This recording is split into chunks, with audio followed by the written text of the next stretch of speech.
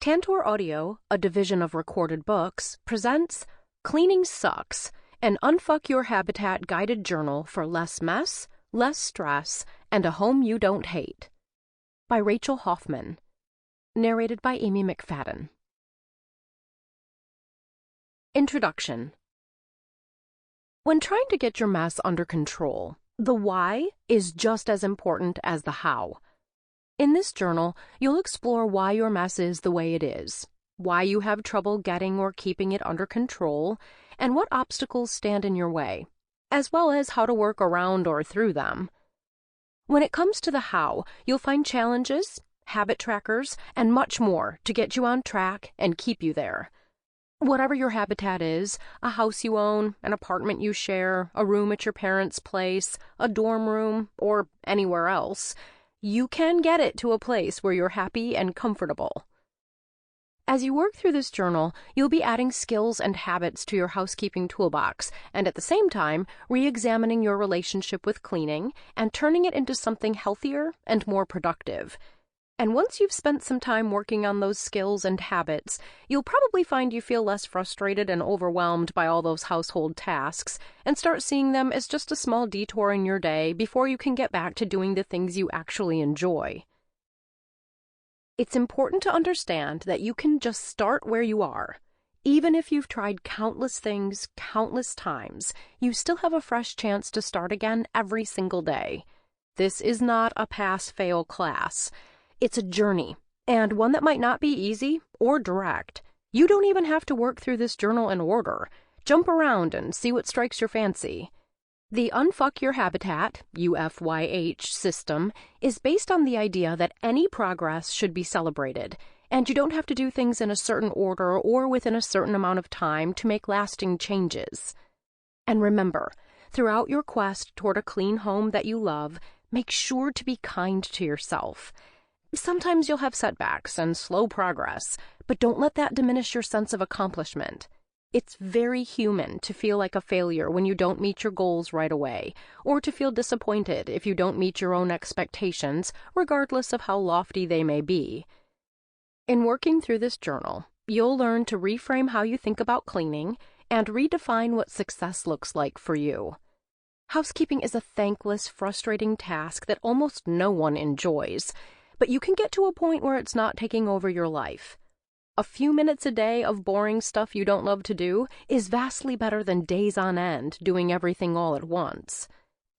Part of the UFYH system is understanding that all of this housekeeping and cleaning stuff is a continuous cycle, so there's always another chance to do it again, do it better, start fresh, or build on small successes. This is no one-and-done undertaking. It's a perpetual ebb and flow of triumph and defeat. Your goal should be less about perfection and more about improvement. Every small change for the better counts and can lead to bigger, better changes down the road. If you found that other housekeeping systems overwhelm or intimidate you, or that strict schedules and overly ambitious time investments just aren't realistic, rest assured that there is hope for you and your home. Changing your focus and your outlook toward cleaning can change your whole home. And you don't have to fully devote yourself to it. You can do a little at a time, when you can. And as long as you're consistently doing something, anything, you'll find that improvements will be happening around you, even if you're not completely consumed by it. UFYH is about hope, about knowing that everyone, no matter their circumstances or situation, can transform their messy home into a place that's comfortable rather than stressful. It's about working within the limitations we all face, whether that's working or going to school full-time, living with disabilities, mental illness, chronic illness, or chronic pain, having grown up with an unhealthy relationship with cleaning, being on your own for the first time, or any of the million other things that can keep us from accomplishing what seems impossible. It is possible, and it's not nearly as hard as it seems. To think about. You might be tempted to jump right in and start cleaning. You're motivated, you want to make changes, and that's great. But before you get started, it's important to understand why you feel the way you do about cleaning, what you'd like to accomplish, and what's standing in your way. What do you want from your home? Why can't you get it? How can you get started? What do you do when life happens? What's your end game? Listen, let's just get this out of the way. Cleaning is terrible, and almost no one likes it. It can be hard to motivate yourself to do something you hate, especially if you feel like there's no payoff. So before you start, it's a good idea to know where you want to end up. Picture that all your hard work has paid off and your home is in its ideal state. What does that look and feel like for you? Choose the words that fit best and add your own. Bright, warm, cool, calm, cozy, spacious, soft, sleek, comforting, minimal, familiar, inviting, organized, quiet, active, serene, lively, tranquil. What's the first thing you want to do in your ideal home? Have friends over? Cook a big family dinner? Retreat to work on art? Sit and read your favorite book? Write about how you're going to want to use your space once you have it how you want it. Wouldn't it be nice to have people over? How does your home make you feel? It's no surprise that the state of your home can evoke strong emotions. Ideally, those emotions would all be positive, but realistically, they probably aren't. Figuring out how your environment makes you feel can help you learn how to make it better. Choose the emotions that come to mind when you think of your home. Stressed out, angry, resentful, discouraged, depressed, anxious, guilty, frustrated. You matter enough to have a nice place to live. How would you like it to make you feel? Calm, peaceful, accomplished, organized, happy, proud, content? I make no secret of the fact that I would rather lie on a sofa than sweep beneath it. Shirley Conran, Superwoman. Where's your retreat space? Everyone should have at least one spot in their home where they can fully relax, renew, and forget that the rest of the world even exists. Do you have a space like that? If not, think about where you could create one. What might make a good retreat space? If you could make your dream retreat space, what would you like it to be or to have? What kind of seating, decor, what colors are you imagining? Are there plants, pictures, etc.? Roadblocks. Everyone has their own reasons why cleaning is difficult, whether those reasons are external or internal, physical, mental, or emotional. Think about what acts as a roadblock for you, preventing you from getting your mess under control. Once you identify why this is hard for you, you can start figuring out how to work with or around your roadblocks. Choose any of the reasons that apply to you, or list your own. Mental illness, disability, chronic illness or pain, learn to hate cleaning in childhood, don't know how, work or school full-time, live with someone who makes it difficult, just don't feel like it, doesn't feel worth it.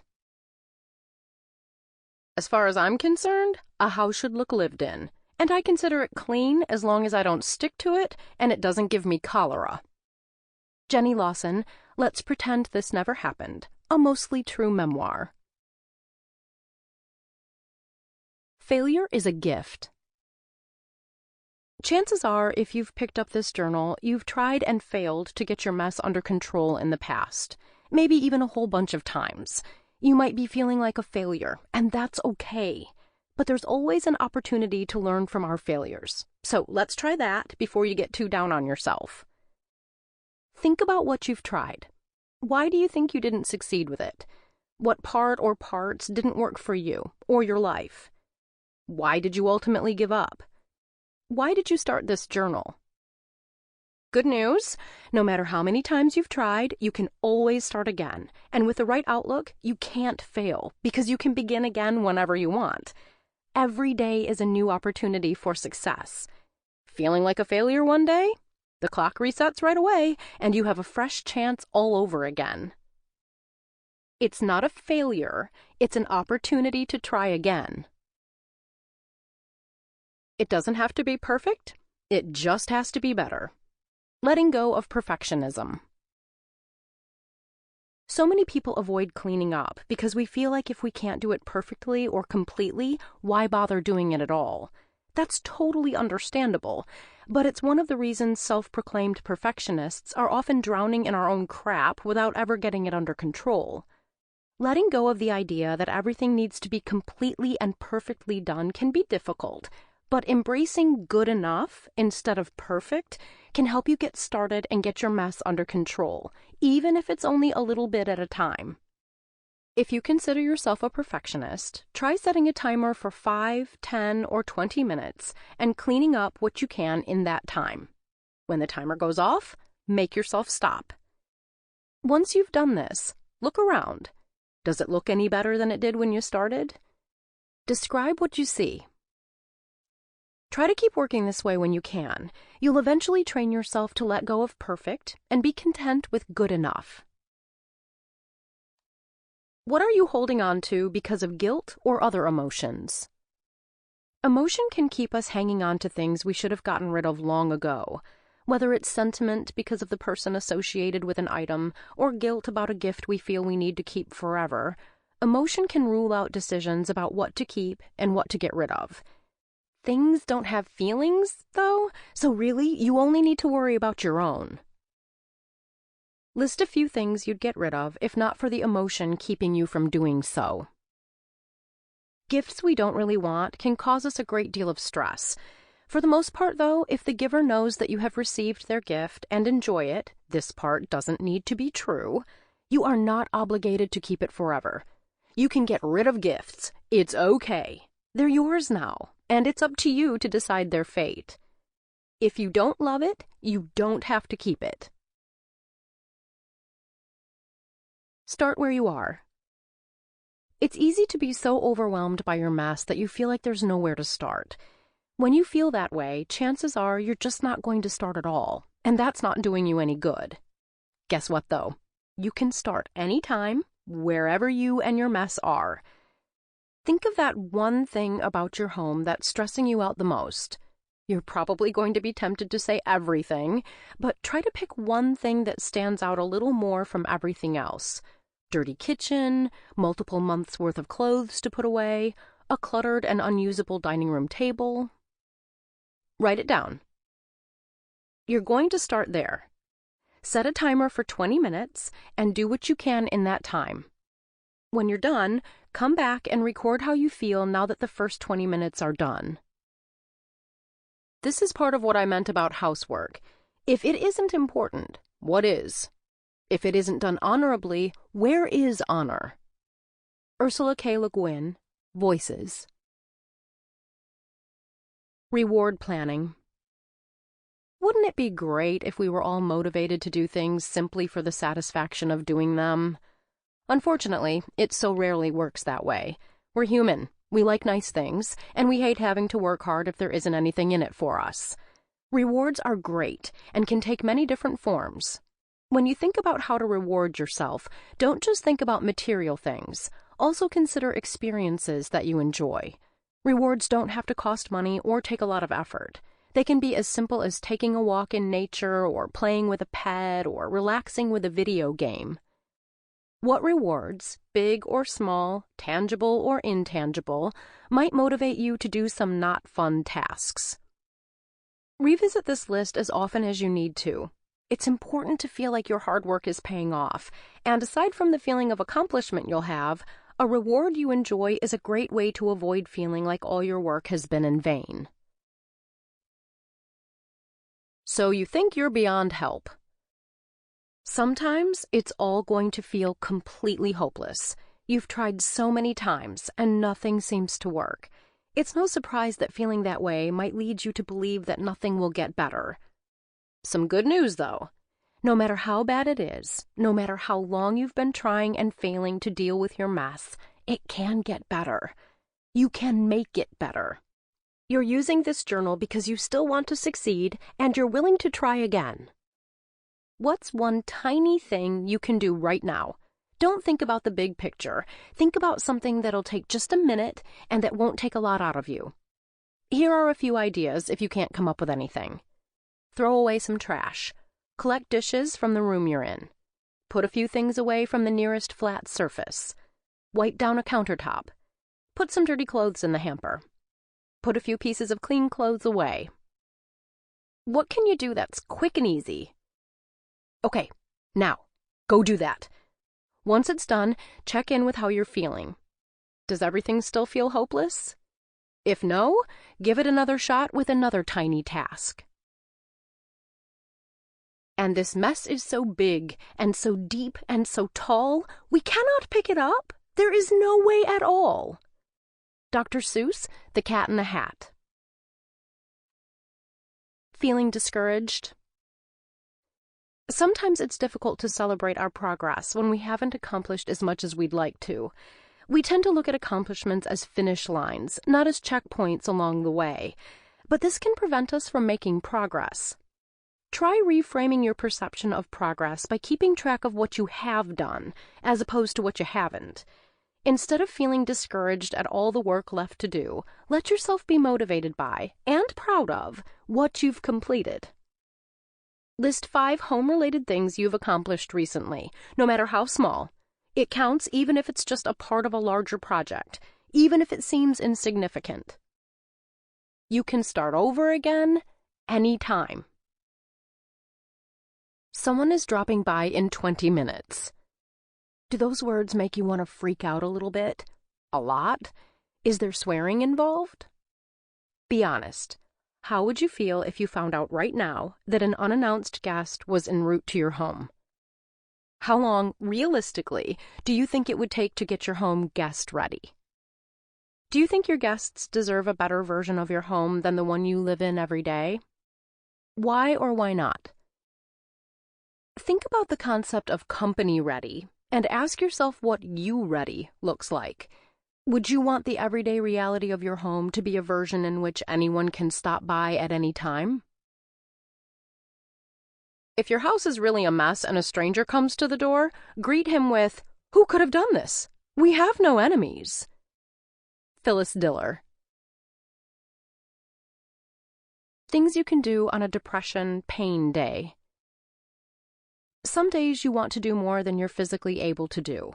If you're living with mental illness, chronic pain, or physical disability, it's important to work within what the circumstances of your life will allow.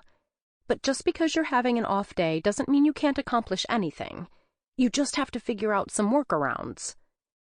What are some ways you can adapt tasks? Are there things you can do seated instead of standing? Can you relocate to do the task in a more comfortable place?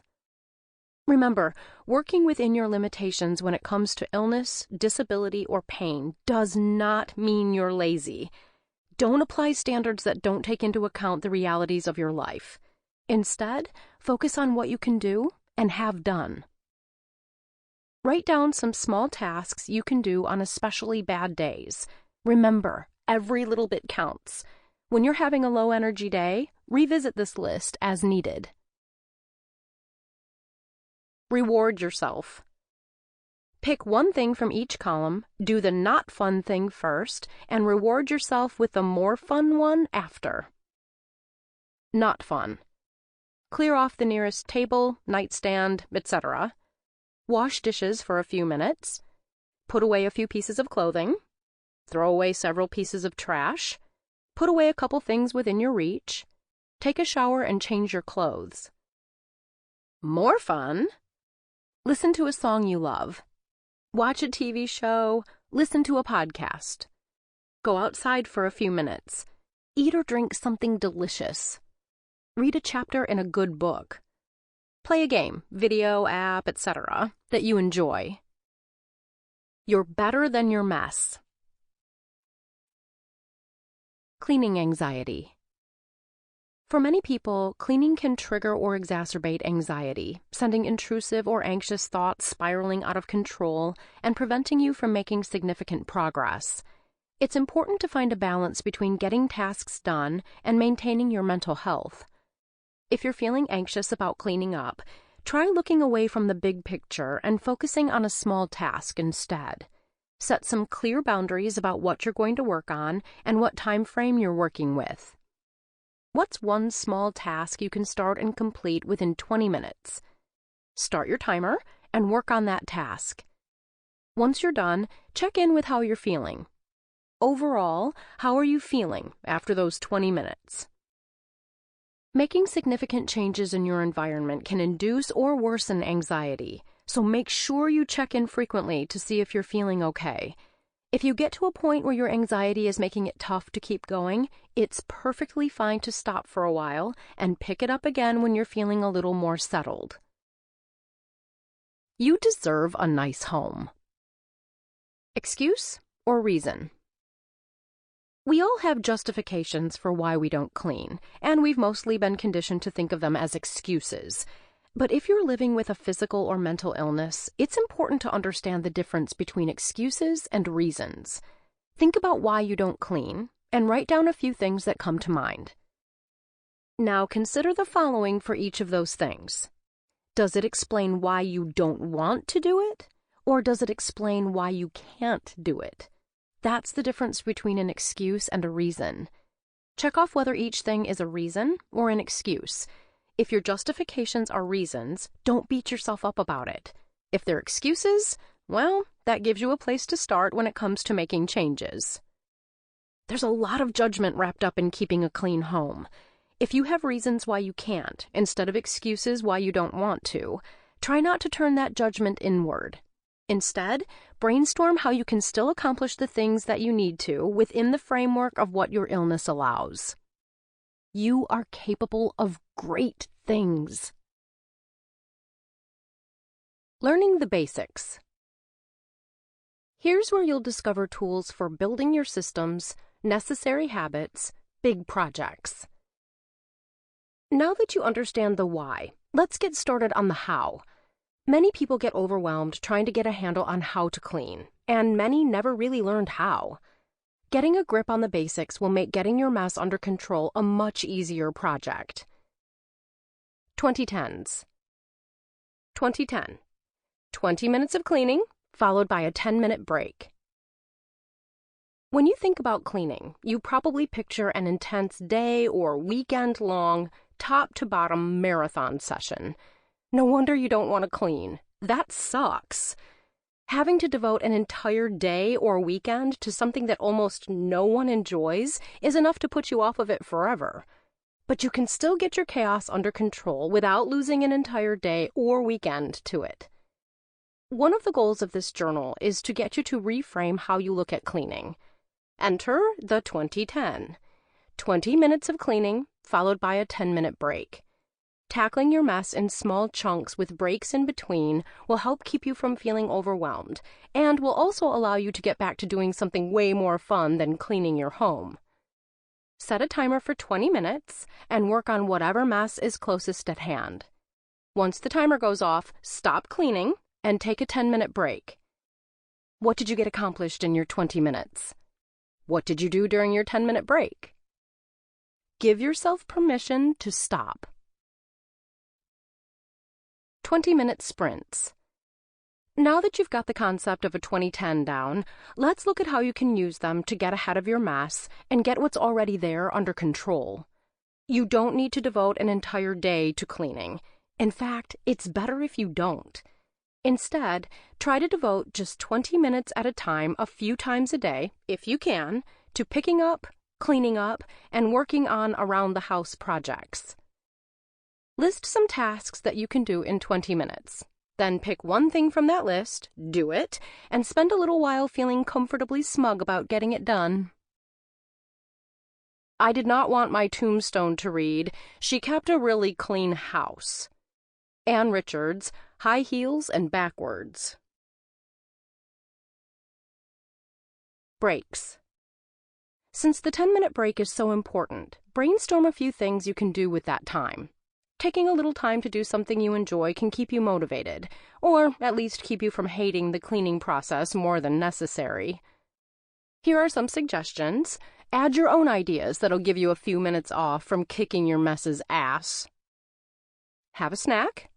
catch up on your social media, work on a crossword puzzle, take a short walk, play with your pet, have a little dance party with yourself or with anyone else around, including your pet, make a cup of tea or coffee or your beverage of choice, call or text a friend or family member. Her version of cleanliness was next to godliness, which was to say it was erratic, past all understanding, and was seldom seen. Terry Pratchett, Unseen Academicals. Cleaning is a cycle. As much as we'd love to clean something once and be done with it forever, it just doesn't work that way. Which, let's be honest, sucks. Like, a lot. If you live in your home and use the things in it, you're going to need to clean up regularly. Keeping a clean home is a continuous cycle, as much as we all wish it weren't so. But if you have a realistic idea of how often you should repeat certain tasks, you can figure out a cleaning schedule that will work for your life. List some of your most common tasks and how often you should do them. Here's a few to get you started. Dishes, laundry, wash bed sheets, clean bathroom. Few tasks are more like the torture of Sisyphus than housework, with its endless repetition. The clean becomes soiled, the soiled is made clean, over and over, day after day. Simone de Beauvoir. Wash, dry, and put it away. Damn it. Laundry and dishes have 3 steps. We tend to forget about, or honestly, choose to ignore, the 3rd step, leaving clean clothes and clean dishes languishing, taking up space, and contributing to the clutter, instead of putting them away. Today, when you do your dishes or laundry, plan to give yourself a reward once all steps are complete. What will your reward be? Check off when you complete each step. 1. Wash. 2. Dry. 3. Put it away, damn it. Excuses are boring. Make your bed. Wait, I know you hate making your bed. I know you don't see the point, but hear me out. If you hate making your bed, take a minute to think about why. Which of these apply? It was a punishment, I hated doing it growing up. I don't see the point. I believe an unmade bed allows the mattress to air out. Think about rumpled piles of bedding on an unmade bed and really consider whether that increases airflow to the mattress. Spoiler, it doesn't. The best prevention for dust mites is washing your bedding regularly and vacuuming your mattress periodically. It takes too long? No one else is going to see it.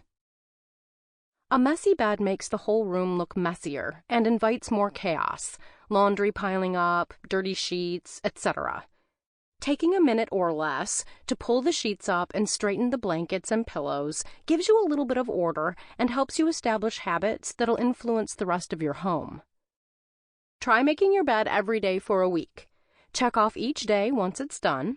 If you're someone who thinks it takes too long, time yourself to see how long it actually takes. Sink zero. Dishes are the worst. Do you ever feel like you're really finished with them?